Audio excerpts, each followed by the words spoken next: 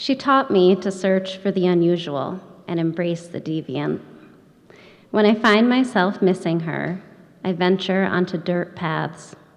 If the ground is uneven or the footing uncertain, I look down. Keep an eye out for some morel mushrooms or the tight furl of a fiddlehead fern. Hope I might spy some ghost pipe. When the trail is steady, predictable, I look ahead. My eyes scan the forest, across the pines and maples, the peeling bark of birch trees, searching for something not listed in any guidebooks. No plant or tree identification manuals mention the trees I search for. My mother told me about them. She named them too. She told me I could find them everywhere if I really looked.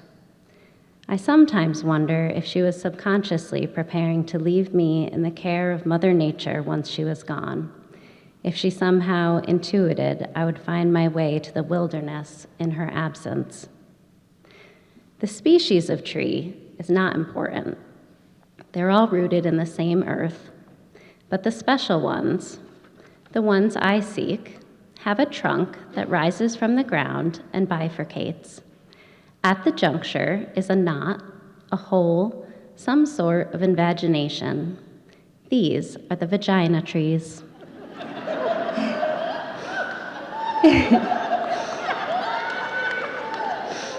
An eccentric view of an otherwise ordinary forest. This was my mother. Her eyes kaleidoscopes, finding the peculiar among the mundane. She told me of her discovery in a mix of exuberance and laughter on a random phone call, beginning with no context and the words, "Mandy, they look just like vaginas." As I pieced together this visual and realized that we were talking about trees, I laughed with her and thought that might be the end of it. Instead, it was the beginning. Vagina trees became our family lure. We began searching for them and never stopped. Understandably, a vagina is a strange talisman for a dead mother. Yet, I still walk through the wilderness in search of them, the way others look for pennies on a sidewalk or cardinals perched nearby.